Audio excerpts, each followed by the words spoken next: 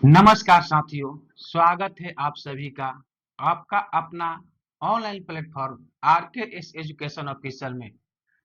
तो दोस्तों, बहुत से छात्रों को त्रिकोणमिति से बहुत समस्या होती है और खास करके ऊंचाई और दूरी से, हाइट एंड डिस्टेंस से।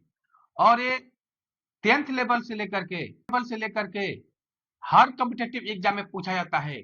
और कॉम्पिटेटिव एग्जाम में सबसे बड़ा सवाल ये रहता है कि आपको तो मैथ समझ में आता है, वो क्वेश्चन बनाने भी आता है, लेकिन आपका समय ज्यादा लग जाता है। और कॉम्पिटेटिव एग्जाम का मेन रूल है कि आपका कम समय में अगर बनाते हैं तभी उसका वैल्यू है। अगर आप ज्यादा समय लेंगे तो आपके समझने और नहीं समझने के लिए कोई वैल्यू नहीं है, क्योंकि जब ज्यादा समय लीजिएगा तो समय पर क्वेश्चन सोल्व नहीं कर पाइएगा, और जब क्वेश्चन सोल्व कर नहीं पाइएगा तो फिर आपका मार्क्स ही कहां से उठेगा। तो आज हम आपकी सभी समस्याओं को लेकर के आज को हम आपको ऐसे शॉर्ट ट्रिक बताएंगे कि आपको हाइट और डिस्टेंस क्वेश्चन देखते ही बिना पेन उठाए आप उसका आंसर दे सकते हैं कि इसका आंसर क्या होगा। तो चलिए हम आपको बताते हैं। चलिए पहले तो हाइट एंड डिस्टेंस को लेते हैं। पहले हम 45 डिग्री कोण पर लेकर चलते हैं।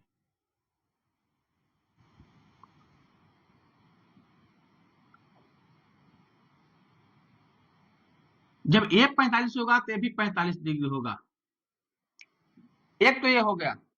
अब देखिए इसमें ज्यामिति आप पढ़े होंगे तो आपको मालूम होगा कि किसी भी त्रिभुज में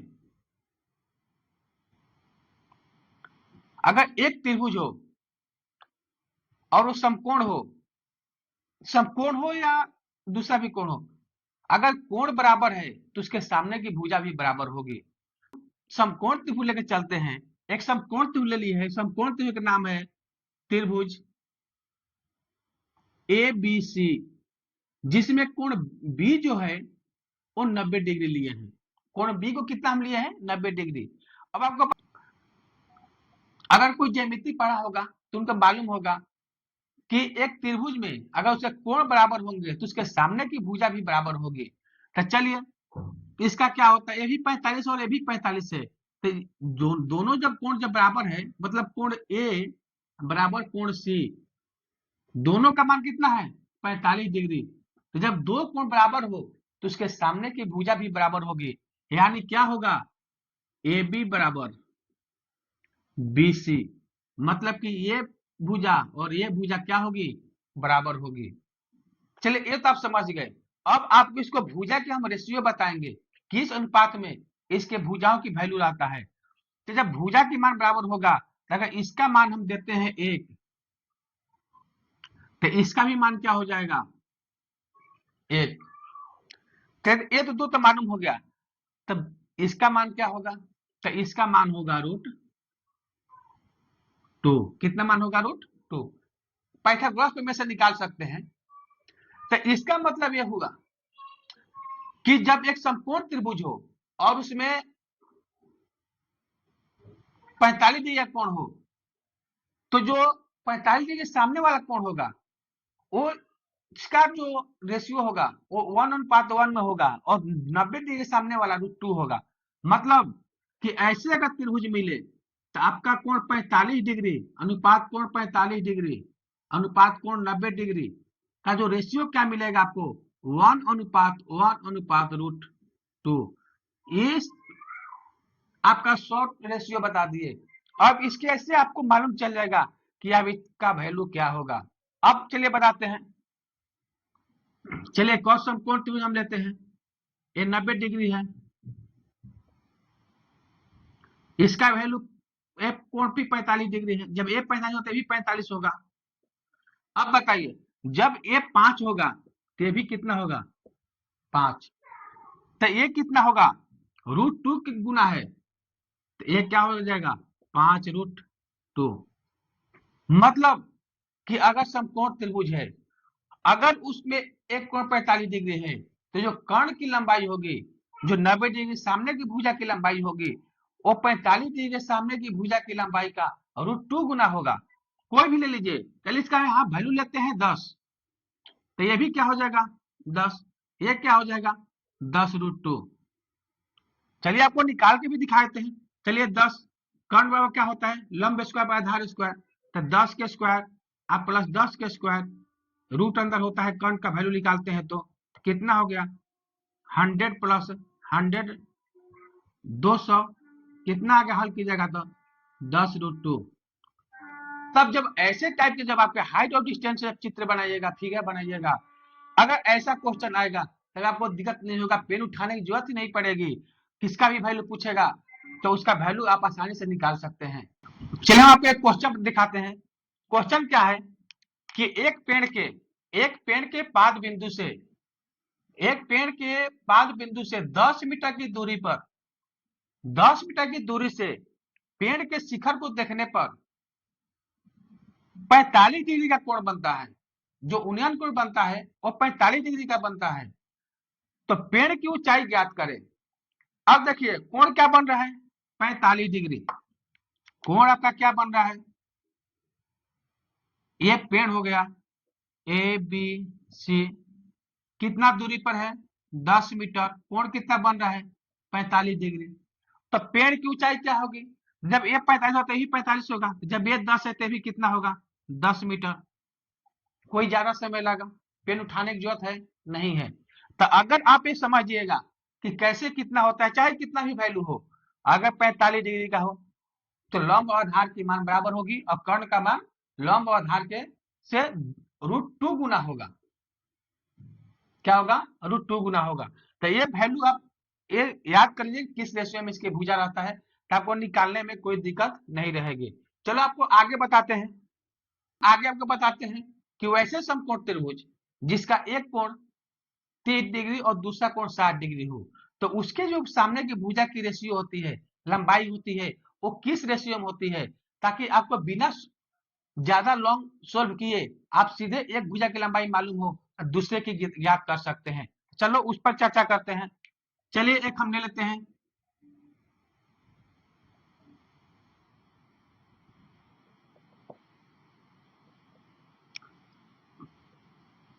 चलिए एक समकोण त्रिभुज ले लेते हैं जिसमें क्या है, जो कोण बी है वो 90 डिग्री है और कोण सी 30 डिग्री, ये कितना लिए हैं 30 डिग्री, तो जब ये 30 होगा तो ये कितना होगा 60 डिग्री। अब चलिए आपको एक रेशियो बताते हैं इसका, देखिए साइन 30 डिग्री का मान क्या होता है 1/2। चलिए साइन 30 डिग्री लेते हैं तो 1 क्या हो गया लंब, तो ये हो गया लंब एक, 2 का हो गया कर्ण, ये हो गया कर्ण, ये हो गया। अब लेते हैं tan 30 डिग्री का मान लेते हैं तो क्या होता है 1/√3, तो जब ये एक है तो ये कितना हो जाएगा √3। चलिए तीनों भुजा का मान आपको बता दिए। अब चलिए आपको बताते हैं इसका रेशियो क्या रहता है, तो जब इस तीनों भुजा का रेशियो निकालेंगे तो इनका जो रेशियो रहता है कोण 30 डिग्री, इसका जो रेशियो होता है क्या होता है कोण 30 डिग्री अनुपात कोण 60 डिग्री अनुपात कोण 90 डिग्री का जो रेशियो होता है, ये रेशियो होता है 1/√3 अनुपात रूट रूट नहीं 2। आपका ये रेशियो हो गया। अब आपका कोई भी भुजा मालूम है तो आप इस रेशियो के थ्रू ज्ञात कर सकते हैं। अब कैसे ज्ञात करेंगे अभी भी आपको बता देते हैं सोल्व करके। चलिए एक और समकोण त्रिभुज ले लेते हैं, ए बी सी, चलिए ये है 30 डिग्री, ये है 60 डिग्री। अब देखिए हमें इसका मान मालूम है 5, ठीक है, आपको एक भुजा मालूम है 30 डिग्री के सामने वाले का भुजा आपको मालूम हो गया 5, ए बी की लंबाई आपको मालूम है 5, तो अब बीसी की लंबाई क्या होगी, तो बीसी की लंबाई देखिए क्या है, इसका √3 गुना ज्यादा है, तो अगर 60 डिग्री के सामने वाली जो भुजा होगी 30 डिग्री के सामने वाले भुजा का √3 गुना होगा, तो इसका मान क्या हो जाएगा 5√3। ये हो गया। अगर 90 डिग्री के सामने वाला निकालना हो तो 90 डिग्री का सामने वाला का मान क्या होगा 30 डिग्री का के भुजा का दुगुना होता है 90 डिग्री के सामने वाला भुजा। अगर ये 5 है तो ये कितना हो जाएगा 10। कोई दिक्कत, कोई दिक्कत नहीं है। कितना निकालना इजी है, कितना निकालना इजी है।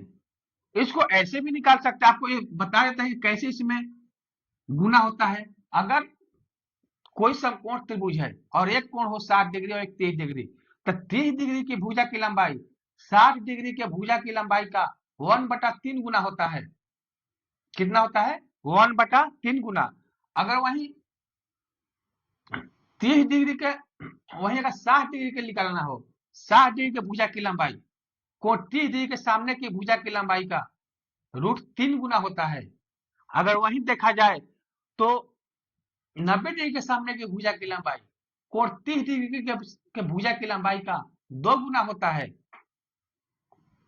और 60 डिग्री से अगर तुलना किया जाए तो कोण 90 डिग्री के सामने वाली भुजा की लंबाई 60 डिग्री के सामने वाली भुजा की लंबाई का √3/2 गुना होता है। चलिए इसको दिखाए तो आपको ऐसे भी मान चले कि निकालना है आपको, भूल जाते हैं कि कैसे कैसे होता है, तो चलिए निकाल कर दिखाते हैं। 30 डिग्री और 60 डिग्री अब निकालना है। देखिए 30 और 60 का रेशियो क्या है? 1/3, 1/√3। अब चलिए 30 डिग्री का वैल्यू कितना दिया है? 5। हम यहां रख देते हैं, हम 5 डिग्री। 60 डिग्री के सामने की भुजा निकालना है तो क्या हो गया? तो 60 डिग्री के सामने की भुजा की लंबाई क्या हो गया? 60 डिग्री सामने निकालना है तो 60 डिग्री क्या हो जाएगा? 60 डिग्री के सामने की भुजा की लंबाई क्या आ गया? 5√3 आ गया। कोई दिक्कत हुआ? नहीं हुआ। अगर यही मान चले कि हमें 90 का निकालना है, 90 और 60 डिग्री का, तो 90 और जब 60 का निकालना है तो देखिए 90 क्या रेशियो है? 2, और 60 का क्या है? 3। ठीक है, आपके पास 90 का मान दिया है तो 60 का मान लेते हैं। 90 का मान मान लेते हैं 1 से, 60 का मान कितना है? 5√3। इधर रेशियो आपको मालूम है कितना रहता है रेशियो। तो 90 डिग्री के भुजा की लंबाई क्या होगा? देखिए बराबर है, बराबर है तो ये क्या हो जाएगा? कट जाएगा। तो x के वैल्यू कितना आ गया? 5 दूनी 10। कितना आ गया? 10 सेंटीमीटर। मतलब कि कितना आया पहले से भी? 10। तो ये आप रेशियो समझ जाइए। रेशियो समझने के बाद आपको मैथ लगेगा कि कितना भी लंबा मैथ, आपको डर नहीं लगेगा, एकदम इजी लगेगा। बस क्वेश्चन पढ़िए और सीधे आंसर मारिए। तो आपको हम ये बता दिए कि आप ये रेशियो का ख्याल रहेगा तो किसी भी भुजा का मान ज्ञात कर सकते हैं। इसमें तो 2 ही आता है, 45, 30 और 60। 45 में दोनों बराबर रहता है और 90 वाला उसके आधार लंब का √2 गुना होता है। अब इसमें क्या होता है? 90 वाले के सामने वाला भुजा 30 डिग्री के सामने भुजा का दोगुना होता है, और 30 डिग्री 60 डिग्री के सामने 60 डिग्री सामने वाली भुजा का 90 डिग्री सामने वाली भुजा क्या होता है? 2/√3 गुना होता है। अगर 30 डिग्री के सामने वाली भुजा 60 डिग्री के सामने वाली भुजा का 1/√3 गुना होता है, और 60 डिग्री सामने वाली भुजा 30 डिग्री सामने वाली भुजा का √3 गुना होता है। मतलब ये ध्यान रखिए कि अगर इसमें निकलना है, किसमें निकलना है? कि 30 और 60 में निकलना है, तो जो 30 डिग्री का भुजा होता है,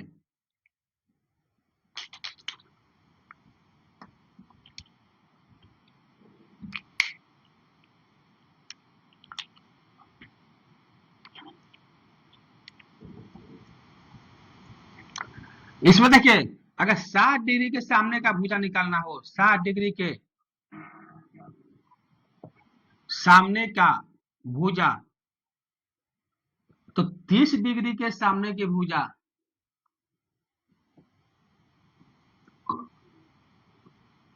में क्या कर देना है? √3 से गुना कर देना है। 30 डिग्री के सामने की भुजा में जो वैल्यू होगा उसमें क्या कर देना है? √3 से गुना करना है। अगर वही 30 डिग्री का निकालना हो तो क्या करना है? 60 डिग्री के सामने की जो भी भुजा होगी उसमें 1/√3 से गुना करना है, मतलब कि क्या करना है, उसमें √3 से भाग देना है। अगर वही 90 डिग्री के सामने की भुजा ज्ञात करना हो तो 30 डिग्री के सामने की भुजा में 2 से गुना कर देना है। अगर 90 डिग्री के सामने की भुजा ज्ञात करना हो तो किस 30 डिग्री के सामने की भुजा में से कितना गुना करना है, 2 से। अगर वही 90 डिग्री का भुजा की लंबाई ज्ञात करना है, अगर 60 डिग्री का वैल्यू दिया है तो इसमें क्या करना है, 2/√3 से गुना करना है। ये आप याद कर लीजिए, इसमें कौन से भुजा निकालना है, किससे तुलना करना है, उस स्थिति से आप निकाल सकते हैं। वहीं अगर 30 डिग्री का निकालना है,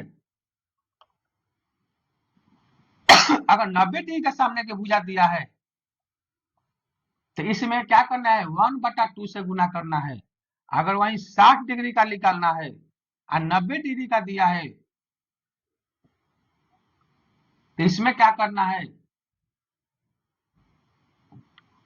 कि √3/2 से गुना करना है।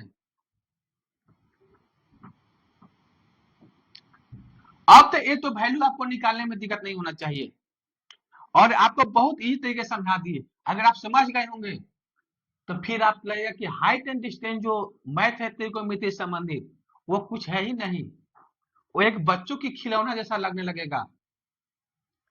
और एक ट्रिक आपको बेसिक तरीके से ही बता दिए, कैसे क्या होता है, कैसे वैल्यू क्या होता है। ये नहीं कि आपको ट्रिक लिखवा दिए और वो बता दिए, आपको एक एक सोल्व करके ही बताए हम कि कैसे इतना आता है। तो इसमें तो हमें नहीं लगता है कि आप लोगों को कोई समस्या होगी। अगर कोई समस्या हो तो कमेंट के माध्यम से पूछ सकते हैं और इसके आगे आपको जो भी मैथ आएगा वो आपको बेसिक तरीके से ही बताएंगे और इस ट्रिक के सहारे ही बताएंगे। लगेगा कि कितना इजी मैथ है, कितना हल्का मैथ है, हलवा है हलवा, वो मैथ लगेगा ही नहीं कि मैथ है, लगेगा कि सामने एक हलवा मैथ पड़ा हुआ है। देखने में लगेगा कि क्वेश्चन 4 लाइन का है, 5 लाइन का है। लेकिन चलिए आपको एक मैथ बताते हैं, मैथ का केवल हम फिगर से आपको बता रहे हैं। चलिए देखिए, एक भवन है, क्वेश्चन क्या बोला कि एक भवन है और भवन की लंबाई कितना है, 10 मीटर, और भवन से कुछ दूरी पर से देखने पर भवन की जो शिखर है उसका उन्नयन कोण,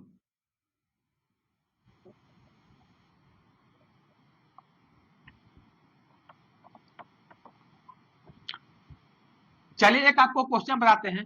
वो क्वेश्चन आपको देख कर बता रहे हैं, क्वेश्चन क्या है सीधा आपको हम फिगर में बता रहे हैं। आगे हम उस क्वेश्चन को लिख करके बताएंगे कैसे सोल्व करना है, क्या करना है। सीधा आपको क्वेश्चन को हम सीधे हम बनाते हैं।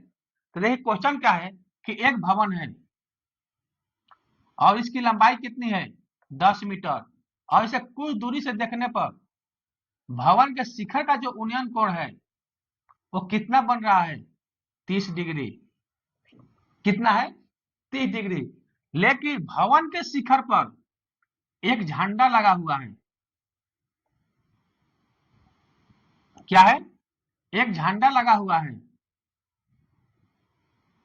और उस झंडे को अब इसी बिंदु से झंडे को शिखर को देखने पर वो कोण कितना बनता है, ये जो कोण है वो 45 डिग्री का बनता है। तो चलिए मान लेते हैं, इसको हम ए मान लेते हैं और बी और सी, इस बिंदु को हम पी मान लेते हैं। अब बताइए, आपको एक दिया है, अब पूछ रहा है कि जो पी बिंदु है वो भवन के 5 बिंदु से कितना दूरी पर है और साथ में झंडे की लंबाई कितनी है। ये जो झंडा है, झंडा यहां से झंडा है, इसकी लंबाई कितनी है,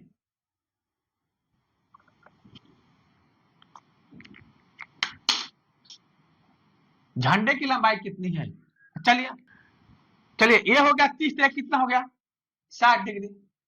अब हमें निकालना है भवन के और पी के बीच के दूरी। तो अब देखिए 30 डिग्री के सामने की भुजा कितना है, 10 मीटर। ये 10 मीटर जो लंबाई है यहां से यहां तक है, मतलब केवल भवन की है। तो 60 डिग्री के सामने की भुजा की लंबाई क्या होगी, और जो इस भुजा की लंबाई होगी यही दोनों के बीच की दूरी होगी। तो देखिए हमें क्या निकालना है, 60 डिग्री के सामने की भुजा। तो क्या करना है, 30 डिग्री के सामने की भुजा में √3 से गुना करना है। तो कितना आंसर आ गया इसका, 10√3।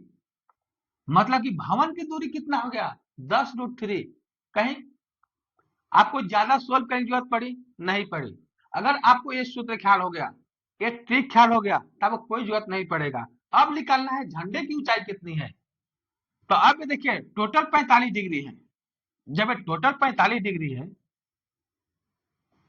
तो क्या होगा, तो इस सामने वाला भी, ये भी कितना होगा, जो ए है ये भी कितना होगा, 45 डिग्री। और जब 45 डिग्री जब दोनों कोण हो, दोनों तो भुजा की लंबाई भी क्या होगी, 45 डिग्री। तो जब ये 10√3 है तो ये भी कितना हो जाएगा, 10√3। पूरा हाइट हमें निकल गया, पूरा यहां से यहां तक, मतलब ए से सी तक की दूरी कितना हो गया, ऊंचाई कितना हो गया, 10√3। अब हमें ज्ञात करना है केवल झंडे की। तो अगर इसमें से हम भवन की ऊंचाई का माइनस करते हैं, भवन की ऊंचाई का माइनस कर देंगे तो किसका बचेगा, झंडा का ही बचेगा। तो झंडे की ऊंचाई कितना हो जाएगा, BC बराबर AC माइनस AB। तो AC की लंबाई क्या है, 10√3, और AB की लंबाई क्या है, 10 मीटर। इसको सोल्व कीजिएगा तो कितना आ जाएगा, 10। चलिए पूरा सोल्व करके बता दें, नहीं तो हम डायरेक्ट लिख सकते हैं आंसर। तो इसको सोल्व करते हैं, कितना हो गया, 10 और √3 का मान कितना है, तो 1.73, दो ही पॉइंट लेते हैं, और -10 कितना हो गया, 17.3 और -10 मतलब कितना हो गया, 7.3 मीटर। एक आपको सोल्व करने के बताए तभी इतना लंबा गया, नहीं तो आप डायरेक्ट इसको लिख सकते हैं। अगर आपको वैल्यू ख्याल होगा, अगर तो आप मुझजबानी कैलकुलेशन कर सकते हैं, तो डायरेक्ट लिख सकते हैं कितना इसका वैल्यू होगा। तो ये तो आज हमको बता दिए कैसे वैल्यू निकालना है, क्या निकालना है, कैसे निकालना है, और ये इसका मान इतना ही क्यों होता है। तो ये तो आपको बता दिए। अब चलिए आपको तो आज के लिए इतना ही रखते हैं, फिर आपको अगले टॉपिक में क्या आते हैं, क्वेश्चन लेकर के नए तरीके से एडवांस और बेसिक दोनों तरीके से बनाएंगे, ट्रिक से भी बताएंगे, और ऐसे बताएंगे कि आपको लगेगा कि हम मैथ से डर ही नहीं लग रहा है, मैथ तो कितना इजी है। हम मैं पहले से ऐसे ही डराया जा रहा था कि त्रिकोणमिति बहुत भारी होती है, हमें ऐसे पहले से ही डराया जा रहा था। आपको मालूम चलेगा कि हमें तो लोगों ने ऐसे ही डरा कर रखा था कि त्रिकोणमिति कितना भारी है, हाइट और डिस्टेंस कितना भारी है। बहुत से लड़के केवल क्वेश्चन देख लेते हैं कि 4 लाइन में क्वेश्चन है, वो छोड़ के भाग जाते हैं कि इतना लाइन का क्वेश्चन, इसको बनाने में कितना समय लगेगा। क्वेश्चन में कुछ नहीं रहता है, केवल आपको समझाने के लिए 4 लाइन में लिखा रहता है कौन क्या क्या है, बाकी उसमें कुछ नहीं है, वो 0/0 है। तो अगर आप क्वेश्चन मत देखिए कि 4 लाइन का है 5 लाइन, क्वेश्चन समझिए और सीधा आंसर दीजिए। आज के लिए इतना है, फिर आपसे मिलते हैं अगले वीडियो में, तब तक के लिए धन्यवाद।